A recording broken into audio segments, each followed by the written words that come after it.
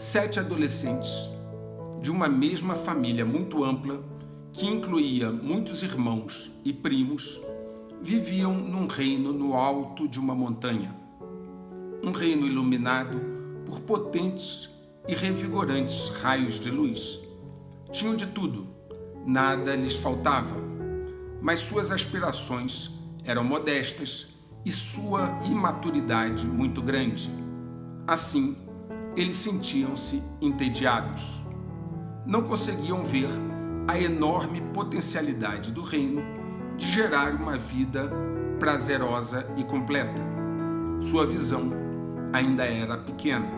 Então, eles ouviram falar que existia uma floresta encantada, situada num vale bem abaixo do reino, longínqua, nebulosa e escura, onde disseram-lhes existir um tesouro nessa floresta encantada. Sabia-se que aquela névoa que existia lá ofuscava o discernimento, e quanto mais se penetrava na floresta encantada, maior era o entorpecimento, até chegar à alienação total, à amnésia completa. Era como uma potente droga que levava a uma total ilusão à medida que se descia nas profundezas da floresta. Apenas viajantes experientes e maduros iam até lá, procurando entrar e sair rapidamente para evitar o entorpecimento, deixando sempre rastros do caminho de volta. Para sair do reino nessa direção, os 7 adolescentes precisavam do consentimento do Conselho de Anciões. Sem explicar o verdadeiro motivo da viagem, eles consultaram os anciões e estes recomendaram não ir, pois não ainda estavam prontos. Os adolescentes não mostraram o preparo para fazer essa viagem. Os anciões evitavam proibi-los, mas recomendaram fortemente que não fossem. Imaturos e em busca de aventura, eles partiram do reino luminoso, descendo para o vale escuro e distante, onde ficava a floresta encantada. Entrando na floresta, 2 magos ali residentes do local os observavam. Um deles era piedoso e, percebendo o risco, queria conduzi-los de volta ao reino. O outro mago viu ali uma oportunidade de escravizá-los e usá-los para plantar e gerar alimento para ele, além de atender aos seus desejos inconfessáveis. Pelas regras da Floresta Encantada, os 2 magos não podiam aparecer para eles, mas tão somente influenciá-los por telepatia. Os 7 adolescentes estavam embalados no caminho para baixo e para o interior da floresta, entrando cada vez mais fundo à procura do propalado tesouro, que nem sequer sabiam onde estava. Animados e confiantes, pensavam que sua virilidade juvenil bastava para encontrar o que quer que fosse. Tagarelas, gesticulando e falando o tempo todo, não ouviam as mensagens telepáticas do mago piedoso. Permaneciam, a maior parte do tempo, distraídos com coisas bobas e supérfluas, sem conseguir ouvir o mago piedoso. Então a névoa começou a fazer efeito e sua euforia inicial dos adolescentes foi desaparecendo. Os dias foram passando, suas mentes foram ficando turvas a ponto de não se lembrarem nem o porquê de estarem ali. Suas lembranças do reino foram desaparecendo e sua comida e água se acabando. Não se lembrando do caminho de volta, ficaram completamente perdidos. Estavam confusos, desnorteados e exaustos. A ansiedade e o medo começaram a se apossar deles. Os adolescentes, na sua angústia, começaram a ficar alguns períodos sem ter o que falar. O mago, que queria retê-los na floresta a todo momento, soprava-lhes maus conselhos, com uma voz mansa que eles ouviam no interior de suas cabeças. São conselhos que faziam com que eles se aprofundassem ainda mais na floresta e procurava colocá-los uns contra os outros, semeando a discórdia e a divisão. O mago que desejava conduzi-los de volta ao reino quase não era ouvido por 4 deles, mas os outros 3 começaram a perceber a sutil mensagem do mago benevolente. Sedentos, desidratados, famintos e feridos pelos espinhos da floresta, eles começaram a culpar uns aos outros pelo que estava acontecendo. Não sabiam sua origem, de onde vieram, não sabiam o sentido de estar ali e sequer conheciam para onde iriam quando tudo acabasse. A maior ferida era a do ego, que não queria aceitar a situação em que se encontravam. Começaram então a mentir para si mesmos, numa tentativa vã de se confortar, eximindo-se externamente de qualquer responsabilidade, mas interiormente, sugestionados pelo mago dominador, sentiam culpa e medo. Por fora, valentes e sábios, por dentro, inseguros e com medo. O pouco alimento que conseguiam colher, frutas e sementes, o mago dominador tirava-lhes à noite, deixando somente o necessário para sobreviverem. A água era racionada ao extremo, pois as poças que encontravam estavam sempre sujas e com pouca água. Uma vez por outra, o mago dominador criava uma pequena distração prazerosa para amenizar a dor desse caminho cruel e dar-lhes algum alento.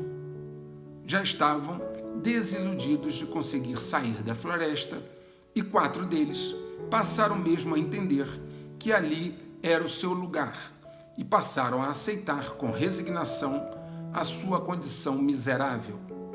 Para confortar-se, prometeram entre si, esses 4, não fazer questionamentos para os quais não tivessem resposta. Mentir para si próprios sempre que necessário e jamais olhar na direção que julgassem errada. Com a dor, 3 deles passaram a ficar mais tempo em silêncio. 3 dos 7, uma vez que os 4 já tinham aceitado a sua situação. Esses 3 passaram a ficar momentos em silêncio e, no silêncio, passaram a sentir as mensagens telepáticas do mago benevolente a lhes contar sobre o reino e a incitá-los a voltar. Eles passaram a sentir uma saudade inexplicável de um lugar distante, iluminado e feliz, e para onde deveriam regressar. Quando estavam os 7 juntos, estes 3 falavam desta saudade estranha, ao que os 4 mais entorpecidos imediatamente reagiam, fazendo chacotas e ridicularizando. Os 3, então, que acordavam, passaram a fazer maiores períodos de silêncio, alargando a sua percepção, passando assim a captar melhor as mensagens telepáticas do mago benevolente. Um dia, após terem feito um acampamento num lugar diferente, o mago benevolente pediu aos 3 para ficarem em absoluto silêncio. Eles então puderam ouvir o barulho de águas calmas escorrendo em meio a um leito de rochas. Inicialmente, ficaram incrédulos, pois sempre foram levados a acreditar que não existiam fontes de água naquela floresta. Seguindo o impulso, caminharam na direção do ruído que ouviam. Ficaram extasiados ao chegar a um belo recanto, cheio de flores, onde corria uma água límpida e fresca.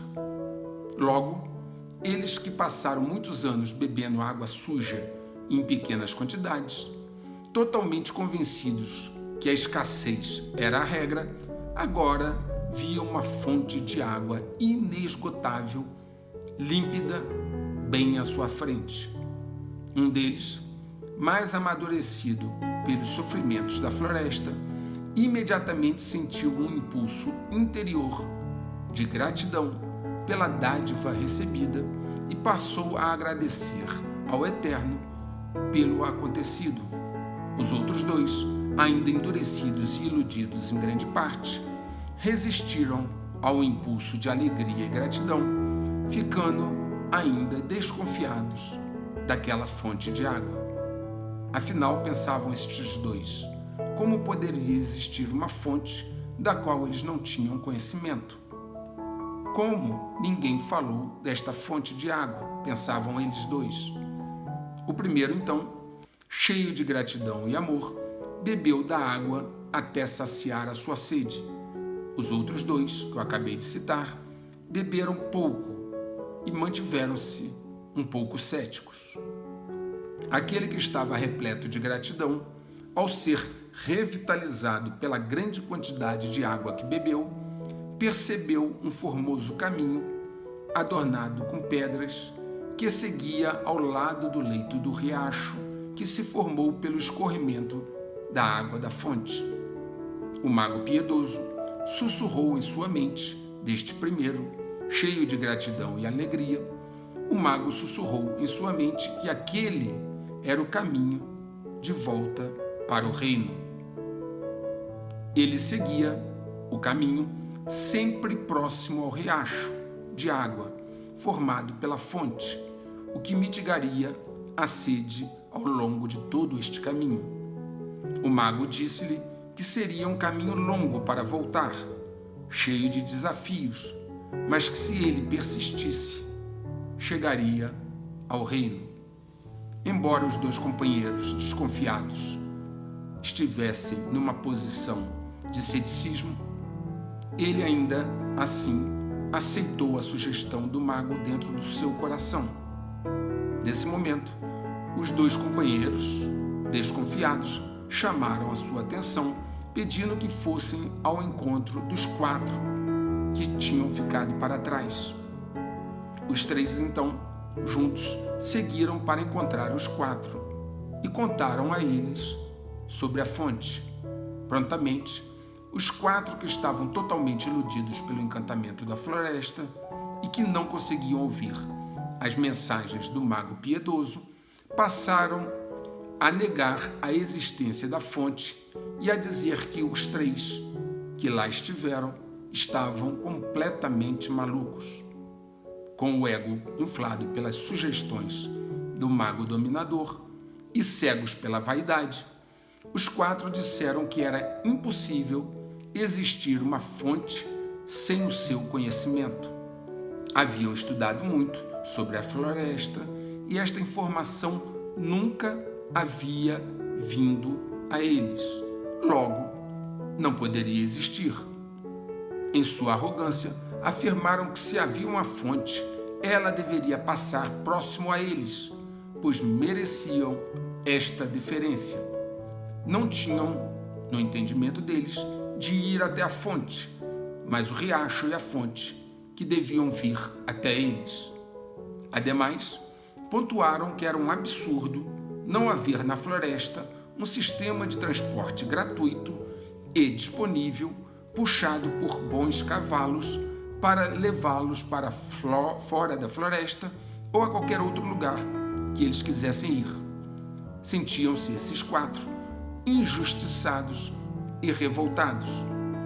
Ato contínuo, se afastaram dos três que beberam da água e, dando-lhes as costas, seguiram para o interior da escura floresta encantada durante a noite. Os três, então, fizeram um acampamento, os três que permaneceram tinham bebido a água, fizeram um acampamento, sentindo-se realmente príncipes do real segredo. E ali, no acampamento, descansaram. Ao amanhecer, voltaram a sentir sede e sabiam que tinham de ir ao encontro da fonte para poder beber água. Puseram-se então a caminho, e enquanto caminhavam, o primeiro contou aos outros dois sobre o caminho de pedra que havia visto e que levava de volta ao reino. Chegando na fonte, beberam água, mas aqueles dois continuavam desconfiados e beberam pouca água. O primeiro mostrou então a eles o caminho de pedra, e então eles perceberam que talvez fosse possível sair da floresta, ainda que não soubessem bem o que era este caminho e onde levava.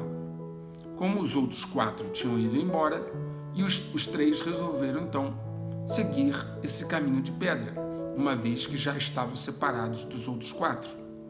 Os dias passavam e às vezes era difícil seguir, mas sempre estavam olhando à frente, e quando se sentiam cansados, iam até o riacho e bebiam água.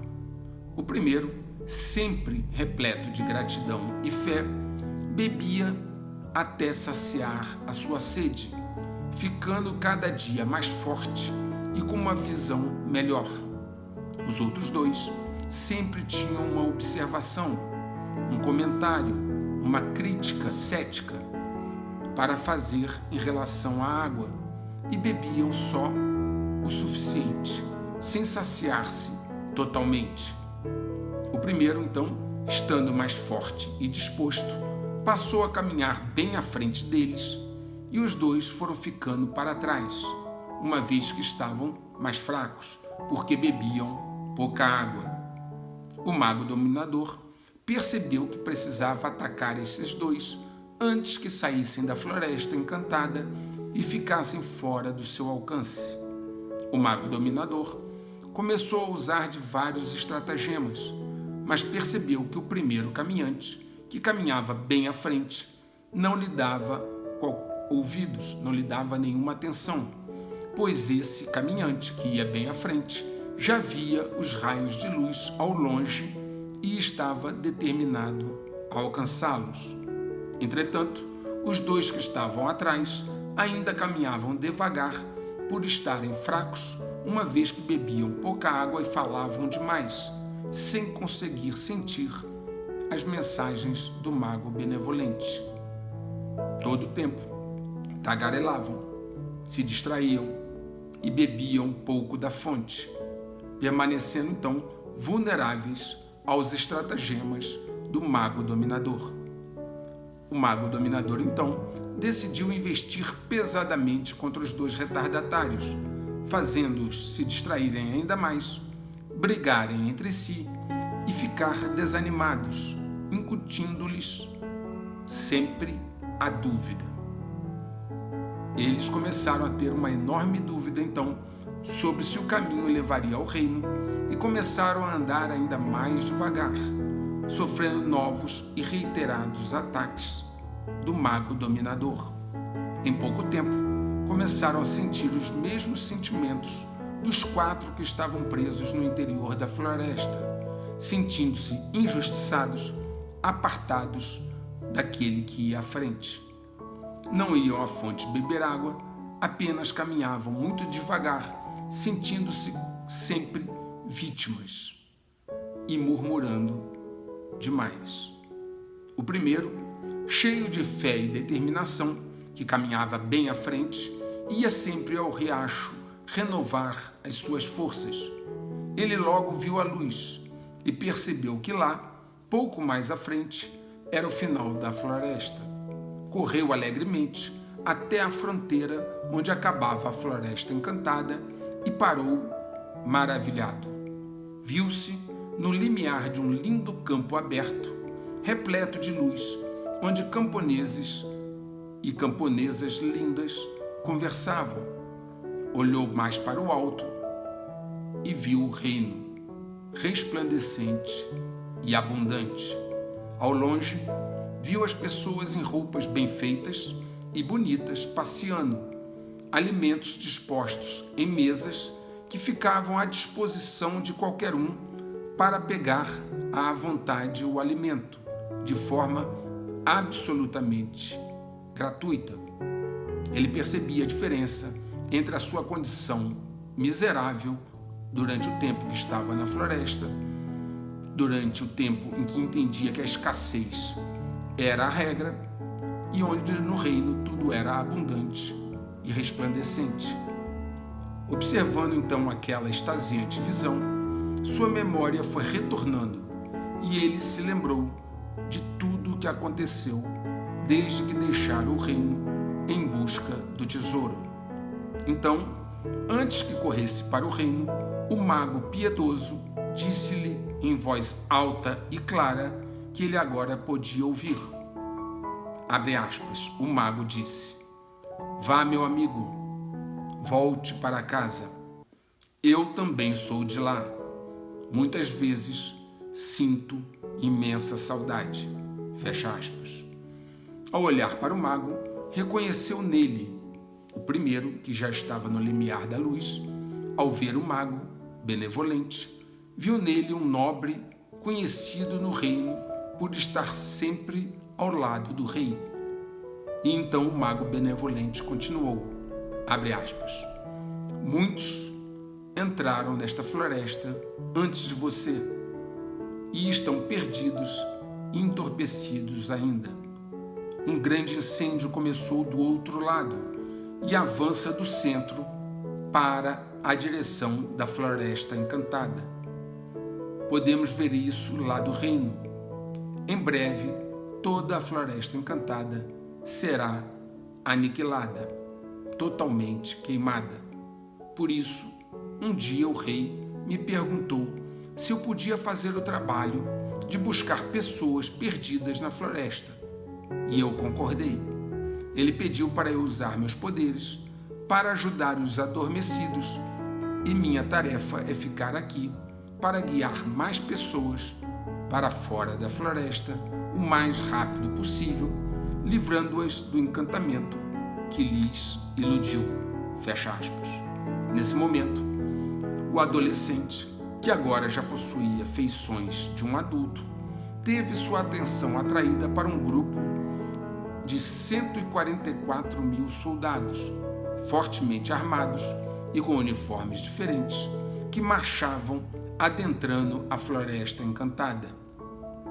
Eles possuíam uma compreensão física anômala, muito fortes e visivelmente muito bem treinados. Ao perceber o espanto do jovem, o mago disse, abre aspas, "Depois que vocês entraram na floresta e como demoravam a voltar, mais 5 de sua família entraram para resgatá-los. Ao final, os 12 estavam perdidos e sequer se encontraram ou se reconheceram lá dentro da floresta. Centenas de milhões estão perdidos lá e o incêndio se aproxima rapidamente. Ele destruirá a floresta." Assim, o rei convocou os mais experientes e fortes soldados das várias regiões que compõem o reino, dos vários povos existentes no reino, para entrar e resgatar todos aqueles que se mostrarem receptivos, aqueles que tiverem boa vontade.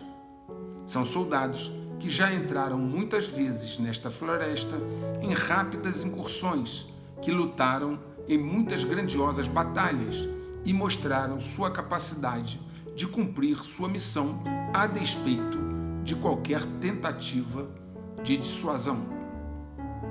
Eles não violarão o livre-arbítrio de ninguém, mas guiarão com segurança quem quiser sair da floresta de volta para o reino. Lamentavelmente, centenas de milhões que estão mais para o fundo da floresta vão demorar muito a voltar e aprenderão com o sofrimento. Serão conduzidos pelo mago dominador, saindo por um caminho espinhoso e difícil pelos fundos da vegetação para outra floresta com características semelhantes. O mago dominador fez um caminho que na aparência é parecido com este que você seguiu de volta ao reino, mas a maioria será enganada por ele, passando por um caminho que leva a outra floresta encantada. Eu tenho procurado lhes avisar, mas eles não me ouvem, pois seus ouvidos estão entorpecidos pela vaidade. Quanto aos seus 2 amigos e aos demais parentes que entraram, que já estão no caminho, eles chegarão ao reino, mas infelizmente, muito vagarosamente, pois ainda se deixam enganar pelo ego e pelas artimanhas do mago dominador. Eles ficaram divididos, sentando-se à beira do caminho, lamentando-se e esperando que a fonte, o riacho, vá até eles para lhes saciar a sede. No momento certo, vão reconhecer o erro e, lembrando-se do seu exemplo, partirão determinados de volta para casa. Tudo tem seu tempo e, na hora certa, todos voltarão para casa, levando o aprendizado que é, na verdade, o único tesouro que estava na floresta. O aprendizado é o verdadeiro tesouro que lá estava oculto. Neste tempo, eu também retornarei para o reino e todos cearemos junto com o rei e acabaremos rindo dessa experiência. Fecha aspas. Quem tiver ouvidos de ouvir, ouça, e quem tiver olhos de ver, que veja.